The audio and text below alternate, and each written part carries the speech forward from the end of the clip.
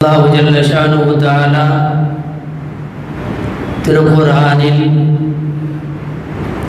பல இடங்களிலும் மனிதனுக்கு அவன் வழங்கியிருக்கக்கூடிய செல்வங்களை பற்றி, அந்த செல்வங்களை அவன் கையாளுகிற விதத்தை பற்றி எல்லாம் சில வரைமுறைகளை அல்லாஹ் வகுத்து தருகிறான். சூரத்துல் கஹ்ஃபிலே ஒரு வசனம் நிச்சயமாக அல்லாஹுவால் வழங்கப்பட்டிருக்கக்கூடிய அருட்கொடைகளை குறித்து பேசுகிறது. அந்த வசனம்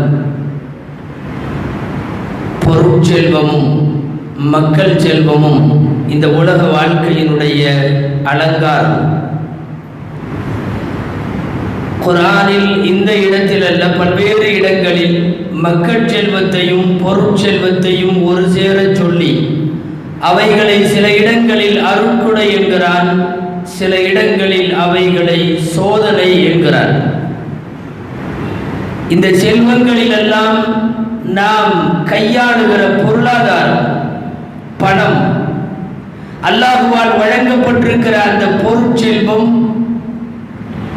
எப்படியெல்லாம் அது செலவழிக்கப்பட வேண்டும் என்கிற விதிமுறைகளை மார்க்கம் அல் குர்ஆனின் வழியாகவும் அருமைநாயகம் ஸல்லல்லாஹு அலைஹி வஸல்லத்தின் வழியாகவும் வழிகாட்டி இருக்கிறது. பொருளாதாரத்தை குறித்து, பணத்தை குறித்து குர்ஆன் பேசுகிற போது உங்களின் வாழ்க்கைக்கு ஆதாரமாக, உங்களின் ஜீவாதாரமாக நாம் அதை ஆக்கி இருக்கிறோம். முட்டாள்தனமான யாரிடத்திலேயும் நீங்கள் உங்கள் காசு பணங்களை கொடுக்க வேண்டாம் என்று சொல்லுகிறது குர்ஆன். وَلَا تُؤْتُوا السُّفَهَاءَ أَمْوَالَكُمُ الَّتِي جَعَلَ اللَّهُ لَكُمْ قِيَامًا. உங்களுக்கு வாழ்க்கையின் நிலைக்களமாக, வாழ்வின் ஆதாரமாக உங்களுக்கு வழங்கி இருக்கக்கூடிய பொருளாதாரம் என்று பொருளாதாரத்தை உயர்வுபடுத்தி இறைவன் பேசுகிறார். பொருளாதாரத்தை சம்பாதிப்பவர்களும் சரி, செலவழிப்பவர்களும் சரி, அதை கையாளுகிற விஷயங்களில் என்ன நோக்கம் என்பதை குர்ஆன் தெளிவுபடுத்துகிறது. குர்ஆனிலே ஆட்சியாளர்களில் முன்மாதிரிகள் இருக்கிறார்கள், ஆன்மீகவாதிகளில் முன்மாதிரிகள் இருக்கிறார்கள், நீதிபதிகளில் முன்மாதிரிகள் இருக்கிறார்கள், தொழிலாளர்களில், முதலாளிகளில் முன்மாதிரிகள் இருக்கிறார்கள். குர்ஆனில் அந்த அடிப்படையில் செல்வந்தர்கள் யாரையாவது நாம் பார்ப்போம் என்றால், செல்வம் வழங்கப்பட்டதற்கும் சரி, அந்த செல்வத்திலே சீரழித்து போறதற்கும் சரி, காரூன் என்பவன் உதாரணம்.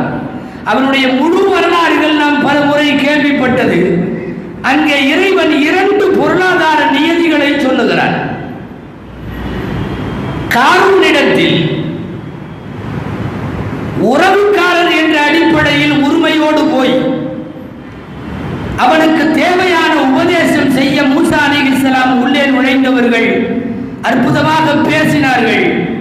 அவன் வைத்திருக்கிற செல்வத்தை எப்படி செலவழிக்க வேண்டும் என்று பேசினார்கள். மூசா மட்டுமல்ல, காரூனுடைய கூட்டத்தவர்கள் எல்லாம். அதில் 2 வரி முக்கியமானது.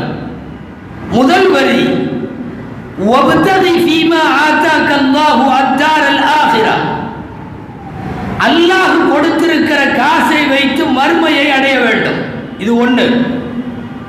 இன்னொரு வரி, வலா தன்ஸ நஸீபக மினத் துன்யா. உலகத்தில் உனக்கு இருக்கிற பங்கையும் நீ மறந்து விட வேண்டாம். 2 வரியும் உலகத்திற்கு 2 செய்தி சொல்லுகிறது. காசு பணம் என்பது உலகத்திலே நாம் வாடுவதற்கும் பயன்படுத்தி ஆக வேண்டும், அதை வைத்தே மறுமைக்கு போவதற்கும் தயாராக வேண்டும். பொருளாதாரத்தின் நோக்கம் 2ஆக இங்கே விரிகிறது. முஃபஸ்ஸிரீன்கள் சொல்லித் தருகிறார்கள், மிக முக்கியமான நோக்கம் வாழுகிற அளவுக்கு செலவழிக்க வேண்டும், அவ்வளவுதான். 2வது, அதே காசு பணத்தால் மறுமையை வாங்க வேண்டும். அந்த வழிமுறைகளோடு ஒரு பணம் சம்பாதிக்கப்பட்டால், செலவழிக்கப்பட்டால், அதுதான் சரியாக போய் செலவினங்களிலும் சம்பாதிப்பதிலும் முடியும். இன்றைக்கெல்லாம் உலகம் நிறைய சம்பாதிக்கிறது, நிறைய செலவழிக்கிறது. அது வரைமுறைகளை எல்லாம் தாண்டி போய் கொண்டிருக்கிறது. கன்சூமரிசம், நுகர்வு கலாச்சாரம், குறிப்பாக உலகமயமாக்கலுக்கு பின்னாலே உலக மக்களின் வாழ்க்கை, தாராளமயமாக்கலுக்கு பின்னால் எல்லாத்தையும் ஆசைப்பட்டு எல்லாத்தையும் வாங்கி குவித்து உலகத்திலேயே எல்லாம் முடித்துவிட வேண்டும் என்று நினைக்கிறார்கள்.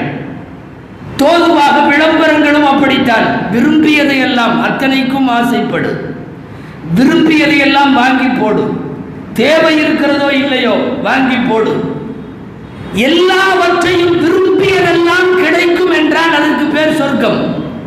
அதை தவிர வேற எங்கேயும் துன்யாவில் அது சாத்தியப்படாது. விரும்பியதெல்லாம் கிடைக்காது. வலக்கும் ஃபீஹா மா தஷ்தஹி அன்ஃபுசுக்கும் வலக்கும் ஃபீஹா மா தத்அஊன்.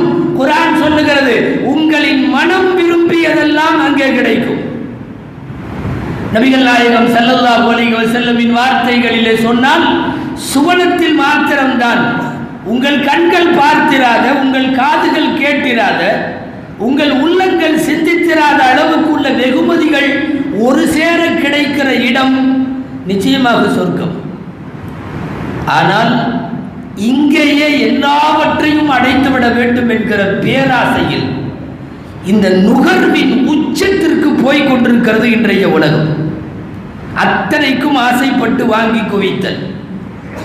செலவினங்களுக்குள்ள வரையறைகள் எல்லாம் இன்றைக்கு நம்மிடத்தில் தாண்டி விட்டது. உண்ணுகிற உணவில், உடுத்துகிற உடையில், நம்முடைய வீட்டின் விசேஷங்களில், நாம் எடுத்துக்கொள்ளுகிற பண்டிகைகள் கொண்டாட்டங்களில், இது எல்லாத்திலையும் ஒரு 50 வருஷத்திற்கு முன்னாலே உள்ள மக்களின் வாழ்க்கை எந்த அளவிலே இருந்ததோ அதையெல்லாம் வரம்பு மீறி தாண்டிவிட்டோம். அதனுடைய விளைவை இன்றைக்கு உலகம் பார்த்து கொண்டிருக்கிறது. விளைவுகள் ஒரு பக்கம் இருக்கட்டும், எதிலே செலவழித்தாய் என்கிற கேள்விக்கான பதில் இன்றைக்கு நம் எல்லோரிடத்திலேயும் இல்லை என்றே சொல்லலாம். அந்த முறைகளை எல்லாம் தாண்டி போய் கொண்டிருக்கிறது. சூரத்துல் ஃபுர்கானில் அல்லாஹ் நல்லடியார்களை அறிமுகப்படுத்துகிறார். பல்வேறு வசனங்கள் அவர்களின் நல்ல தன்மைகளை பற்றி பேசுவான். அதிலே ஒரு வார்த்தை இப்படி இருக்கிறது, அல்லதீன இதா அன்ஃபகு லம் யுஸ்ரிஃபு வலம் யக்துரு. அவர்கள் செலவு செய்தால் வீண் விரயமாக செய்ய மாட்டார்கள், கஞ்சத்தனமாகவும் இருக்க மாட்டார்கள். இந்த இரண்டிற்கும் இடையிலே அவர்கள் இருப்பார்கள். விரயமும் இல்லாமல் கஞ்சத்தனமும் இல்லாமல் இரண்டுக்கும் இடைப்பட்ட அந்த மித வாழ்க்கை தான் நல்லடியார்களின் வாழ்க்கை என்று குர்ஆன் சொல்லுகிறது. ஒரு பக்கம் மிதமிஞ்சி கொட்டிக்கொள்வதும் மறுபக்கம் பட்டினியாய் கிடப்பதும். இன்றைய உலகத்தின் ஏற்றத்தாழ்வான பொருளாதார நிலைக்கு கூட இதுதான் காரணம். சுருக்கமாக வார்த்தைகளில் சொன்னால், சில செல்வந்தர்களின் விரயங்கள் தான் பல பேருடைய வயிற்று பசிக்கே காரணம். எம்ஏ அரபிக்குடைய பாடத்திட்டத்தில் ஒரு நீதி போதனை கதை ஒன்று எழுதியிருப்பார்கள். எழுதக்கூடிய கவிஞர் போய் கொண்டிருப்பார் தெருவிலே. ஏதோ சோமாலியாவிலே, போஸ்னியாவிலே, ஆப்பிரிக்காவின் ஏழை நாடுகளிலே இருப்பதை போன்று வயிறு ஒட்டி போய் ரொட்டிக்கு வழி இல்லாமல் ஒருவன் கதறி கொண்டு படுத்திருப்பதை இந்த தெருவிலே பார்த்து கொண்டே போவார். அடுத்த தெருவுக்கு போகிற போது அங்கே ஒருவன் மூக்கு முட்டை சாப்பிட்டு வயிறு நிறைத்து போய் வெளியேற்றவும் வழி இல்லாமல், உள் வைத்துக் கொண்டிருக்கவும் வழி இல்லாமல், வாந்தி எடுப்பதற்கு அவன் படாத பாடுபட்டு கொண்டிருப்பான். போகிற போக்கில் கவிஞன் சொல்லுவதாய் கடைசியிலே அந்த கதை இப்படி முடியும்: இந்த தெருவில் இருப்பவனுடைய வீண் விரயம் அடுத்த தெருவுக்காரனை ரொட்டிக்கு வழியின்றி அவனை ஒட்டிய வயிறோடு பட்டினியாய் போட்டிருக்கிறது என்று முடியும். உலகத்திலே இருக்கிற ஒரு குறிப்பிட்ட கூட்டத்தினுடைய வரம்பு மீறல்கள் தான் மறுபக்கம் இருக்கிற மக்களினுடைய பட்டினி சாவுகள்.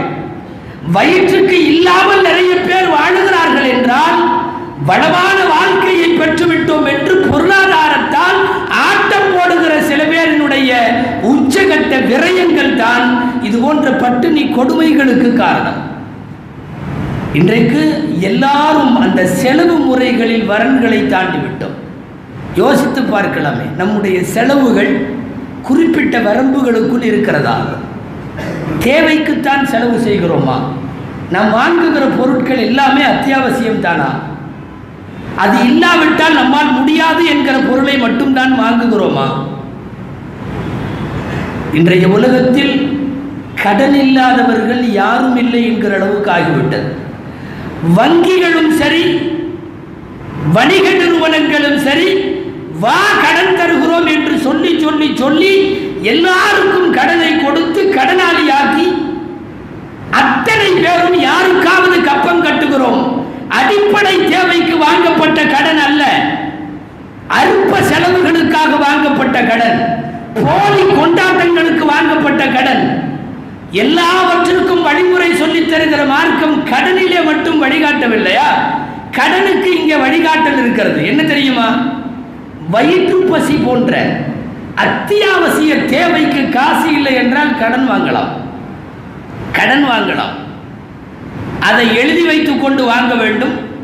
எப்போது திருப்பி செலுத்துவது என்கிற தவணைகள் சொல்லியாக வேண்டும். இப்படியெல்லாம் கடனுக்கான வழிகாட்டல் உண்டு. இன்றைக்கு நாம் வாங்குகிற கடன் எல்லாம் உண்மையாகவே அத்தியாவசிய செலவுகளுக்குத்தான் வாங்கப்படுகிறதா என்பது இங்கே யோசிக்கத்தக்கது. ஒரு வீடு நன்றாக இருப்பவன் இரண்டாவது வீட்டுக்கு கடன் வாங்குகிறான். ஒரு கடை நன்றாக ஓட்டிக் கொண்டிருப்பவன் இன்னொரு கடைக்கு கடன் வாங்குகிறான். அவனுக்கு இருக்கிற பல்வேறு வரி பிரச்சனைகளை சமாளிக்க கடனை வாங்கி ஒரு கடன் பற்றை எப்போதும் வைத்துக் கொள்ளுகிறான். எல்லா இடங்களிலும் கடன் வாங்குபவர்கள் இன்றைக்கு பட்டினிக்கு வாங்கவில்லை, உடைகளுக்காகவோ உணவுகளுக்காகவோ வாங்கவில்லை, அத்தனையும் அனாவசியங்களுக்காக. உலகம் கடனில் இன்றைக்கு மூழ்கி போயிருக்கிறது என்று சொல்லலாம். நம்முடைய நுகர்வு கலாச்சாரத்தில் செலவினங்கள் எல்லை தாண்டி போய்கொண்டிருக்கிறது என்பதைத்தான் நாம் இங்கு சுருக்கமாக சிந்திக்க வேண்டும். ஷாப்பிங் இன்றைக்கு ஒரு ஃபேஷனாக, அது ஒரு கலாச்சாரமாக மாறி இருக்கிறது அல்லவா? இன்றைய ஷாப்பிங்களுக்கு பெயர் என்ன தெரியுமா? தேவையான பொருட்களை வாங்க யாரும் போகவில்லை, கண்ணிலே கண்டதை வாங்க போகிறார்கள், வந்திருப்பதையெல்லாம் வாங்க போகிறார்கள். அவர்களுக்கென்று வசதியாக சில கண்காட்சிகள், தோரணையோடு அடுக்கி வைக்கப்பட்ட பொருட்கள் தன் வீட்டுக்கும் வேண்டும் என்று. அது தேவையோ தேவையில்லையோ, அது வீட்டுக்கு வந்தாலும் எங்காவது ஒரு ஷோகேஸில் காலம் முழுக்க தூங்கி கொண்டிருக்கும், ஆனாலும் வாங்குகிறோம். சீட்டு எழுதி வைத்து கொண்டு கடைக்கு போன காலமெல்லாம் போய்விட்டது.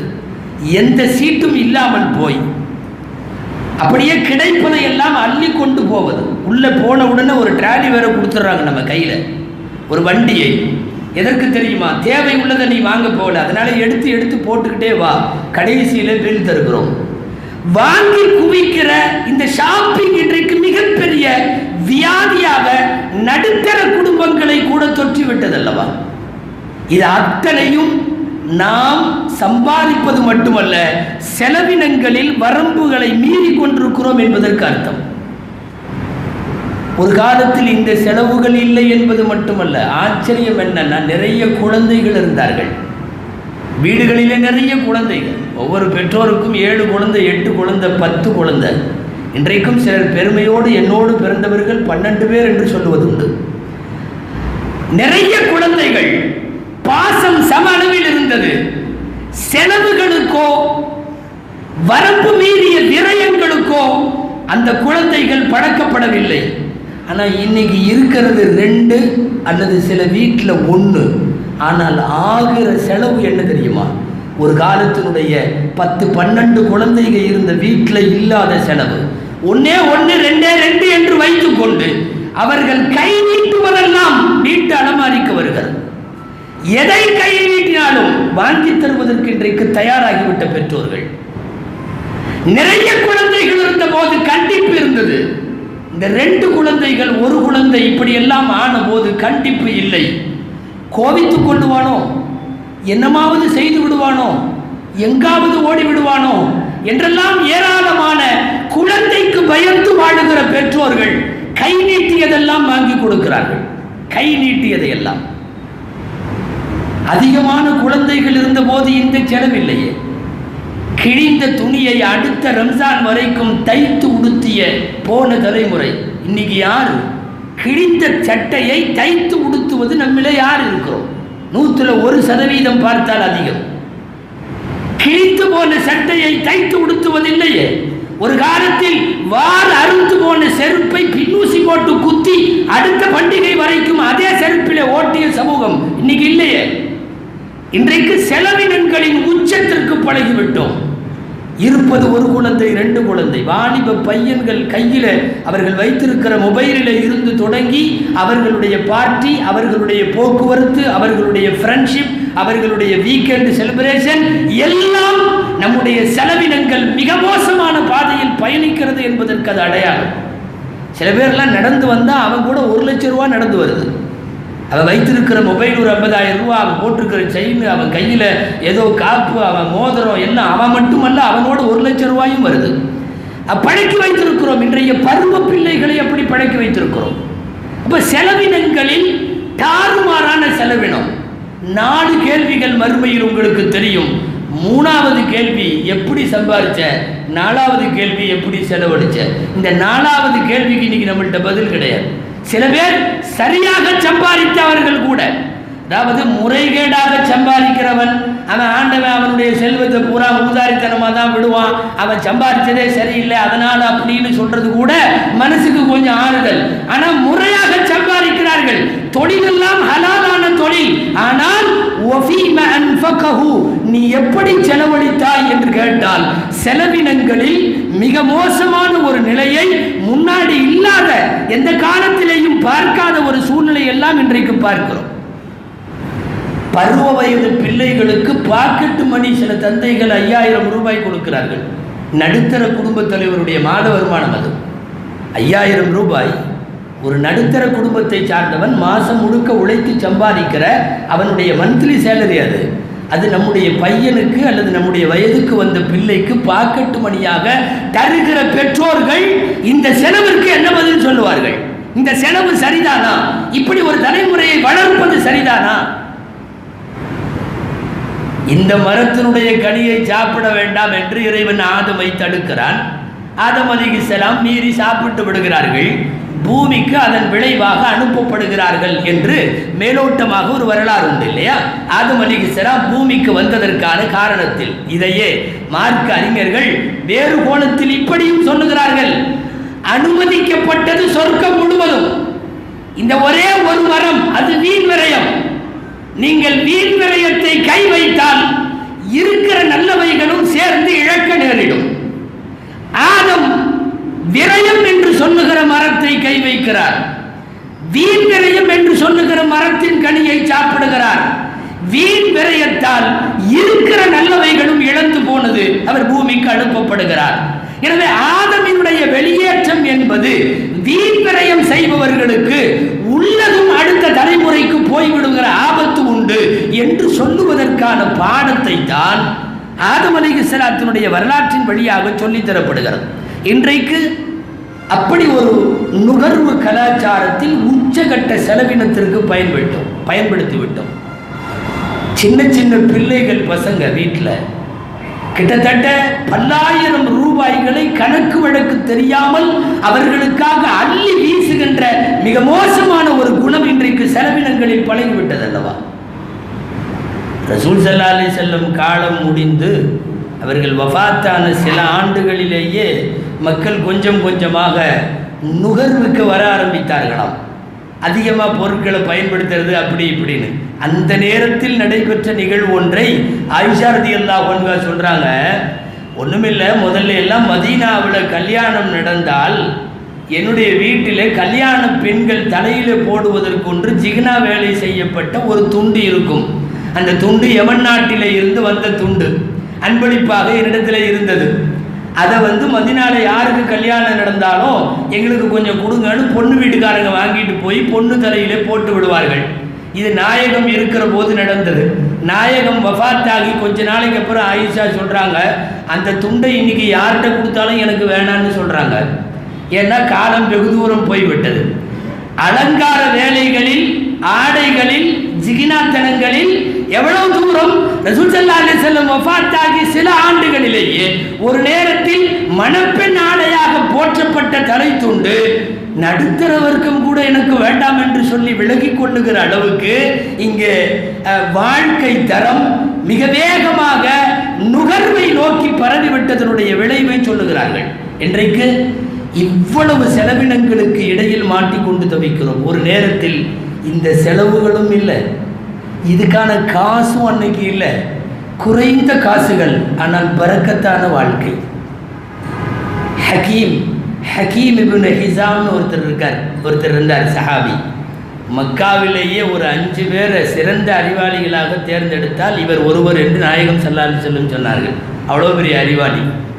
ஸல்லல்லாஹு அலைஹி வஸல்லமுடைய துணைவியார் கதீஜா அம்மையாருடைய சொந்த சிறிய தந்தை, வயசானவர், ரொம்ப நல்ல மனிதரும் கூட. கஅபத்துல்லாவினுடைய நடுவில், கஅபத்துல்லாவிற்கு உள்ளே அவர்களின் தாய் இருந்த போது இவர்கள் பிறந்தார்கள். அதாவது பூமியில வெளியில பிறக்கலை, இவர் கஅபத்துல்லாவிற்கு உள்ளே பிரசவம் பார்க்கப்பட்டவர். ஹக்கீம் இப்னு ஹிசாம், நீங்கள் கேள்விப்பட்டிருக்கலாம், நாயகத்திடத்தில் ஏதாவது தாருங்கள் என்று யாசகம் கேட்கிறார். கொடுத்தார்கள். மீண்டும் கேட்டார், கொடுத்தார்கள். 3வது முறையும் கேட்டார், கொடுத்தார்கள். கொடுத்துட்டு சொன்னாங்க நாயகம் ஸல்லல்லாஹு அலைஹி வஸல்லம், ஹக்கீம், நீங்கள் எதுக்கு கேட்குறீங்கன்னு தெரியல, இன்னஹாதல் மாத ஹுதுவத்துன் ஹதிரத்துன், இந்த காசு இருக்குதே ரொம்ப இனிமையானது, பசுமையானது. வாங்கும் போதே எனக்கு இது போதும்ன்ட்டு வாங்கினா அல்லாஹ் பரக்கத் செஞ்சிருவான், அது போதுமாயிரும். வாங்கும் போதே இது கம்மியாக இருக்குதே எனக்கு பத்தாதுன்ட்டு வாங்கினா அதில் பரக்கத்து இருக்காது. நாயகம் ஸல்லல்லாஹு அலைஹி வஸல்லம் 3 முறையும், அதாவது முதல்ல கொடுக்காம சில பேர் தத்துவம் பேசுவாங்க, நாயகம் அந்த பட்டியலில் இல்லை. 3 முறை கேட்டு 3 முறையும் கொடுத்து விட்டு சொன்னார்கள், எங்கு வாங்கினாலும் கை நீட்டி வாங்குகிற போதே எனக்கு அந்த போதும் என்ற மனத்தோடு வாங்கினால் நிச்சயமாக அது போதும், அல்லாஹ் பரக்கத்து செய்விடுவான். அந்த எண்ணத்தோடு வாங்கலைன்னா லம் யுபாரக் லஹு ஃபீஹி, அதிலே அந்த பொருளிலே பரக்கத்து இருக்காது என்று ஹக்கீம் இப்னு ஹிசாமுக்கு சொன்ன வார்த்தைகள் இன்றைய மிகப்பெரிய செலவுகளை அழித்து கொண்டிருந்தும் கூட பரக்கத்துகள் இல்லாத வாழ்க்கைக்கு சொந்தக்காரர்களாகிய நாமெல்லாம் யோசிக்க வேண்டும். இன்றைய நுகர்வு கலாச்சாரம் இப்படி ஒரு மோசமான நிலையில் இந்த சமுதாயத்தை கொண்டு வந்து விட்டிருக்கிறது. பருவ பிள்ளைகளுக்கு வாங்கி கொடுக்கிற மொபைல்கள் மட்டுமல்ல, வீட்டிலே எல்லா விதமான சூழ்நிலை இருந்தும் கடை சாப்பாட்டுக்கு பழகி போன இன்றைய இளைய தலைமுறை. நம்முடைய முன்னோர்கள் ஒரு 10-20 வருஷத்துக்கு முன்னாடி எத்தனை பேர் கடையிலே சாப்பிட்டார்கள்? சமைக்க வழி இல்லாதவர்களும் சமைத்து கொடுக்க ஆள் இல்லாதவர்களும் பிரயாணிகளும் தானே ஹோட்டலுக்கு போவார்கள். இன்றைக்கு அப்படி இல்லையே. குடும்பமாய் உண்ணுவதற்கு பழகி போய்விட்ட ஒரு நுகர்வு இன்றைக்கு நம்மிடத்தில் வந்திருக்கிறதா இல்லையா? போதாக்குறைக்கு நம்முடைய கொண்டாட்டங்கள் வேறு, பர்த்டேக்கள், வெட்டிங் டேக்கள், இதுகளுக்கும் இஸ்லாத்திற்கும் எந்த சம்பந்தமும் இல்லை. ஆனால் இதுவெல்லாம் இன்றைக்கு உச்சகட்ட கொண்டாட்டமாகிவிட்டது அல்லவா? ஒரு பர்த்டேவும் ஒரு வெட்டிங் டேவும் வீட்டினுடைய பண்டிகைகளாக மாறி போகிற அளவுக்கு வருகிறது என்றால்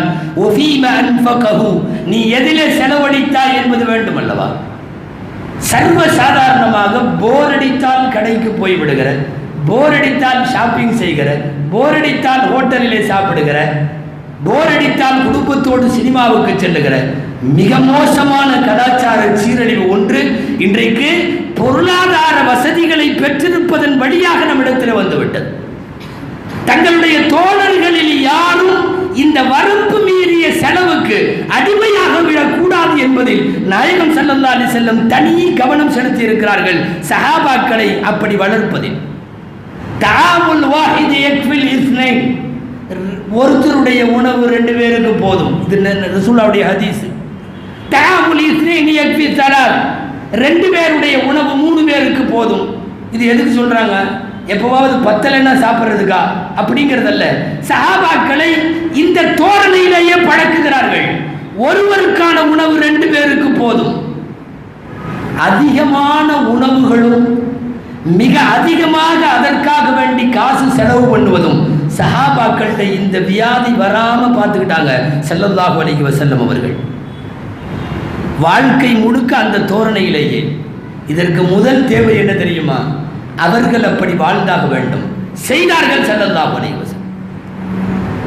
கிழித்து போன ஆடையை தைத்து உடுத்திய ஹதீஸுகள் நமக்கு முன்னாலே இருக்கிறது.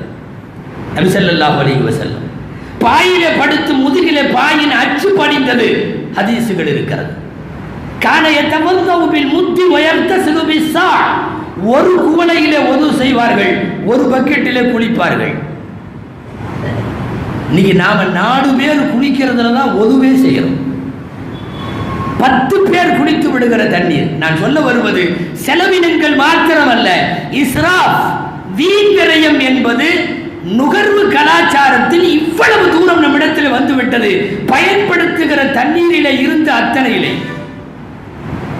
சமீபத்தில் மிஷ்காத்தில் வந்த ஹதீஸ், அசருக்கு பின்னாலே போய் கொண்டிருக்கிற போது உயரமான குப்பா உடைய ஒரு வீட்டை பார்த்துவிட்டு நாயகம் திரும்பி வந்து விடுவார்கள்.